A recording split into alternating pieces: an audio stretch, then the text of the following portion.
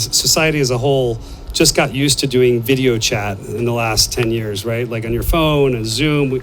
All of us, everybody in this room has lived on Google, and Zoom and WebEx and Teams for the last 2 years.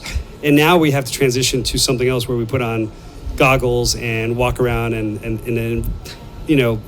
even through a desktop environment. Yeah. It was very immersive. You create your avatar, you interact with people, you can clap, make hand gestures. There was a full panel presentation with some of the top developers within the metaverse space, just making a tiger appear, bringing stacks of virtual bottles of beer and building a beer tower, putting a Tyrannosaurus Rex outside the windows of the building. Like, not only is there engagement in-person networking through a virtual environment, but there's also entertainment and levity and making it a full experience that you can enjoy.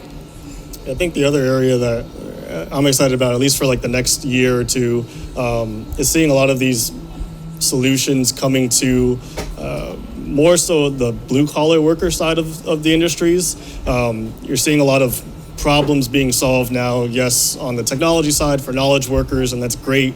But there's a lot of what we call just like 3D problems in construction, in transportation, in shipping. Right? We have this whole like shipping problem that we're going through right now, and a lot of these technologies can help solve issues for blue collar workers. Like you mentioned with New Eyes as an example, they're making it accessible for Zoom, but hands-free, out in the field. You need low internet to do it, and you can work on your whatever it is machinery that you're working on, be able to do the training and keep connected with your workforce. So a lot of like the advantages that you have in corporate kind of office space of Zoom and all of these type of collaborative meetings, we're now bringing out into the real world, into the field, and making that more accessible as well, which is really powerful.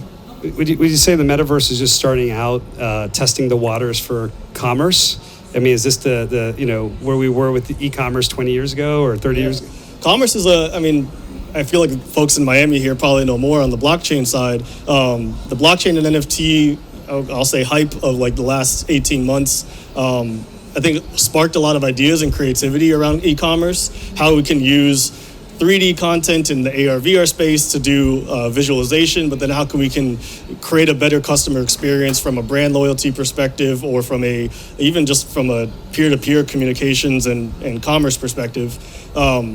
I think there's a lot of experimentation still happening. I think there's a lot to figure out. A lot of these startups are coming on, but at the same time, 2 days ago, Starbucks just announced and launched their whole NFT campaign that they're doing with their rewards program, and they're going all into it. So it's not just an experiment. It's not like this thing in the corner that's happening. Like one of the biggest brands on the planet is investing, doubling down into this technology because they see the value that it creates, not just for their company, but for their customers as well.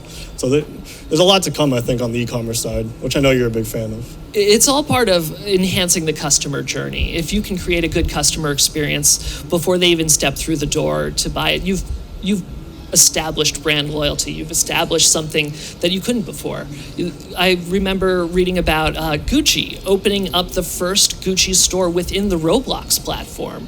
Who would have thought that would ever be something a brand would want to do in the first place?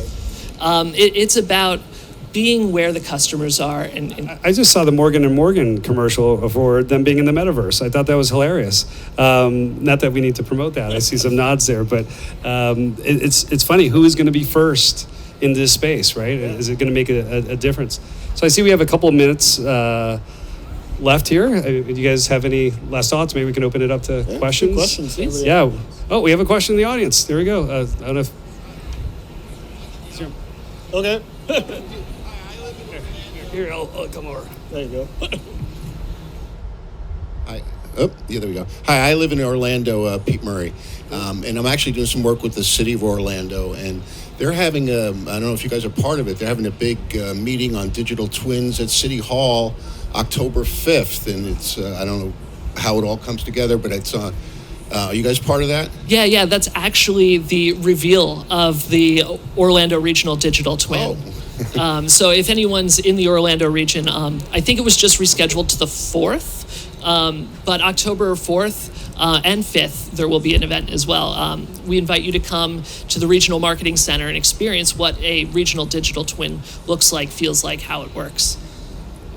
Well, I'm doing a lot of fundraising for some of the startups I'm involved with. I mean, would you say your organization is a good place to go to meet VCs and investors and people interested in the community? Yeah, absolutely. The Orlando Tech Council is a core component of who we are, and it's a great place to network, to meet venture capitalists, to meet customers, to meet collaborators, and be part of that community for which our region is known.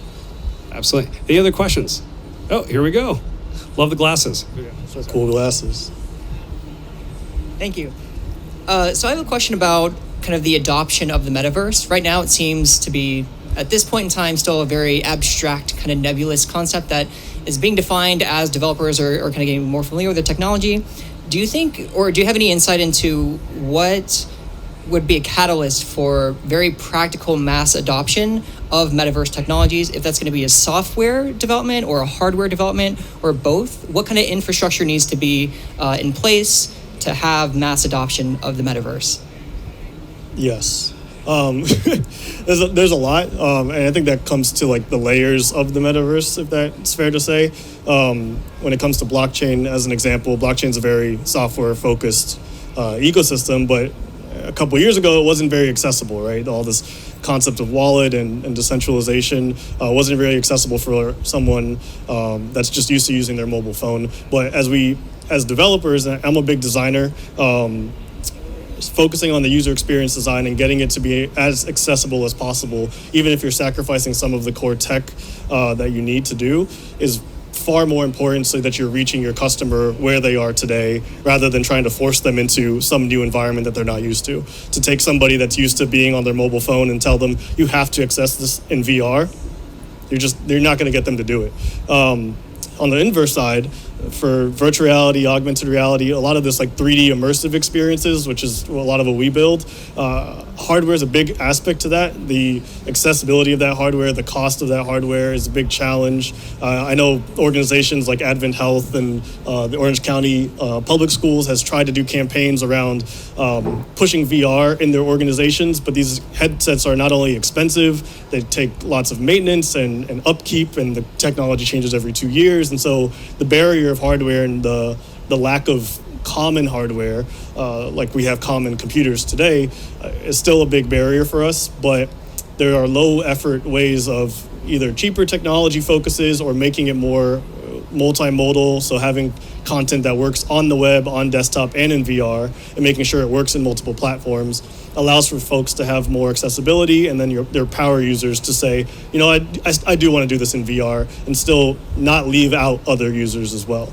So I also think it comes with the tipping point will come with a generational shift, because today's kids are growing up with this technology. We grew up with the internet, and it seems ubiquitous today, but as these kids grow up, they're so used to it. It's ingrained into who they are, how they consume entertainment.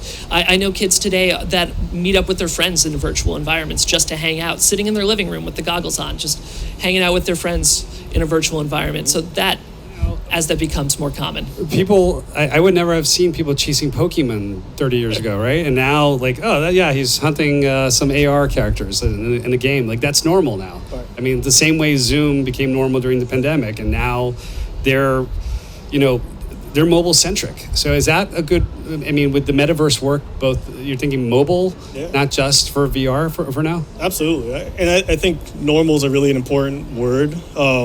To try to get somebody, and as a developer, I'm privy to this, trying to get somebody to do something abnormal, it's just not fair to them as a user. You have to understand what's normal for them and lean hard into that. And to Justin's point on the new generations that are coming, they're used to tablet 3D game experiences that they're going in and playing with their friends and doing that.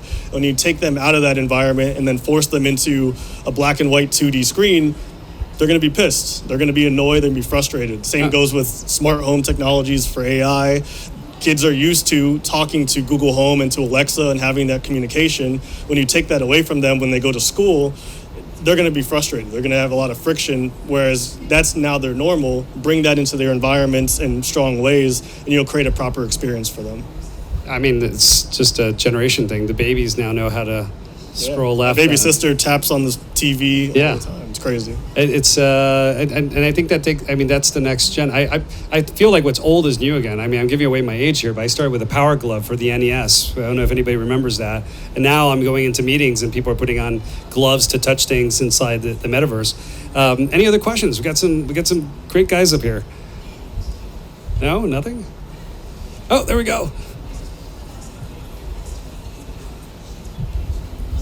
I'm on a panel tomorrow about the 24-hour city and the nighttime economy, and a concern that's surfaced in the nighttime advocacy world for nightlife and social interactions is a survey that came out that said that 80% of the people that are customers of the metaverse are more comfortable in the metaverse than they are in real life. What jeopardy does that pose to the whole hospitality nightlife? You just mentioned people meeting up online. Instead of in person? Is nightlife dead? Nightlife is not dead. There will always be a social aspect, whether that is nightlife in a virtual world or nightlife in person. We are social beings, but there's also that physical in-person interaction that we all crave. We saw that during the pandemic, how much demand roared back after we had been isolated for so long, and we're still experiencing that. If it does prove that people are more comfortable in a virtual environment, perhaps there's a virtual environment in a physical space. Bring the metaverse into the nightlife aspect rather than put the nightlife aspect into the metaverse. We have the Orlando downtown economic team that promotes nightlife. And I'm a little biased here. Let me go back to that because I do the charging stations. And in Miami, what we see with the bike charging stations in downtown is that the food delivery people are using them, and they come out at night. They're not out. I mean, it's funny, especially in Orlando at night, if you order food when there's a convention like HIMSS or IAPA, that food's going to take 2 hours to get to your hotel if it's being delivered in a car. But if you deliver on an e-bike, it's going to get there rather quickly. So there's a nightlife economy that's happening with food delivery people that are not using Ubers or Lyfts or any of these vehicles to deliver the food. They're delivering on micromobility. So that's a whole other aspect that I didn't know existed until I got into micromobility. I mean, at 2 a.m., those are the guys delivering the food on e-bikes. So it's interesting to see how that's evolving. I don't know if we can deliver food in the metaverse yet, but that would be cool. We've also seen the rise in popularity of silent discos, which I see as quasi-metaverse. Yeah, you're isolated within your headphones. You take them off, there's nothing going on. Different colors, different soundtracks. Exactly. So I see an extension of adding an immersive visual element to that as just the natural progression. I think I would complement that with almost the opposite as well. From a technology stance, as we lean and heavier into digital experiences in our daily lives, there's a lot of advantage from a nightlife and hospitality perspective of creating spaces to disconnect altogether as well, and creating these new opportunities where I don't have to engage with my smartphone and do all of these things and touch on different technologies and all that. I do that at work all day. Now I want to go and do something more natural. I want to experience the natural world a little bit more. I want to go. There's a lot of, I think, folks, at least in our generation now, are going out to camping more. They're going out on hiking trails more. All of these areas that are just getting back out into nature because we are so immersed daily in our lives and our work from technology. So while it creates, honestly, a strong competition to hospitality, and we see that even in Orlando, it also creates a new opportunity to get people back out into a different area of the real world rather than bringing them into physical spaces. You just touched on something. So maybe it's more of an altered carbon or like the Blade Runner future where you have the smart glasses and you can see ads, but you can only see them because you have the smart glasses on. Did you see that coming in? I mean, are we going to see programmatic advertising hitting in the real world with smart glasses?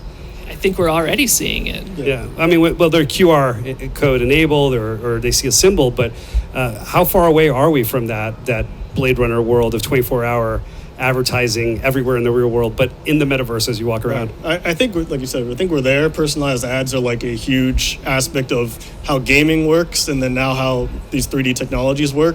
I think it all just comes down to user experience, making sure that you understand the audience that is using this technology now, and then targeting those ads effectively so you're not intrinsic advertising hitting them like, you know, you can't have a Coca-Cola ad during a medieval war game. Right. Okay. And a good way to think about the metaverse and these 3D experiences and environments, it's just another location.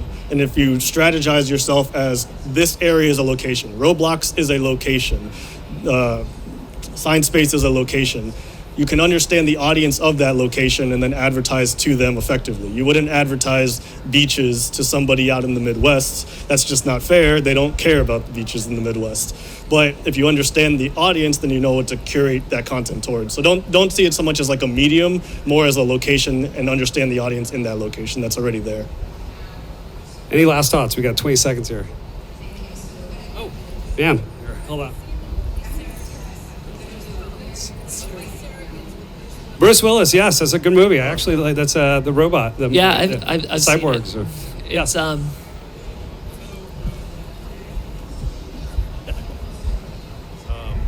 In the few seconds that we have, the technologist argument for like the digital divide seems to be more technology, at least from the past that I've seen. But my sense of it as a very pragmatist seems to be more technology just increases the digital divide, especially coming from economic disparity. So given the beginnings of the metaverse, what are your thoughts, either through a public-private partnership or as a coming from the business technology point of view, to try to address that from early on so that we don't try to add on later on and so on. In the 20 seconds that we have. Gotcha. So I believe I heard the question correctly, is how can we address economic and social mobility, economic disparity through metaverse technology? And I think the answer to that is education and accessibility, and making sure that anyone, no matter who they are, has access to the opportunities, the capabilities, and the knowledge they need in order to take advantage of the opportunities that are there. Doing that through public education, ensuring this technology is available through public education, ensuring this technology is available through our social services networks, through our nonprofits, and really getting it out into the community and exposing it to, or making sure children are exposed to it, and that doesn't sound right, but early on in their education. And so it becomes ubiquitous, so it becomes second nature. And the more they become familiar with it, the more opportunity they'll see to apply that sort of knowledge, that sort of skill set. Yeah, I'll say from personal experience, when it came to the internet coming online, I was a little kid. My mom is now an IT director, and she does a lot of education around internet technology. But in the 90s and 2000s, she did a lot of internet safety workshops, taught parents how to teach their kids on how to get online, and made that a comfortable experience. And for myself, I grew up on the internet. I had an email before I knew how to write my name. And growing up in that environment, being exposed to it early was really important for me as a kid.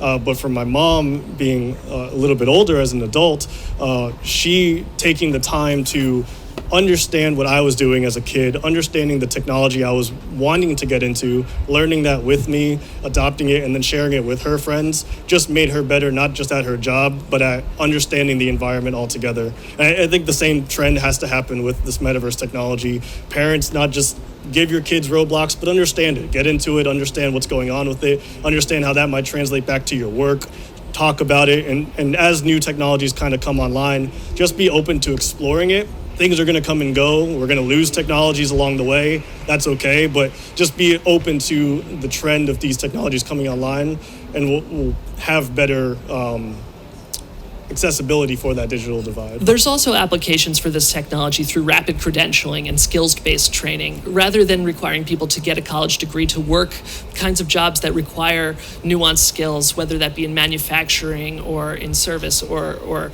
in various industries, they can get those credentials, they can get those skills through these devices or using these devices, and that can create whole new career pathways for them. Whereas previously they were stuck in low-income, low-wage service jobs, they could use this technology to learn a skill, to learn a trade, and then find new careers that are high-paying and open up new pathways to opportunity. Gentlemen, I think you've done an amazing job. Thank you so much for having me as part of your ecosystem and the community in Orlando, and thank you, the audience, for coming to our little panel today. If you have any questions, we'll be around. Thank you, everybody.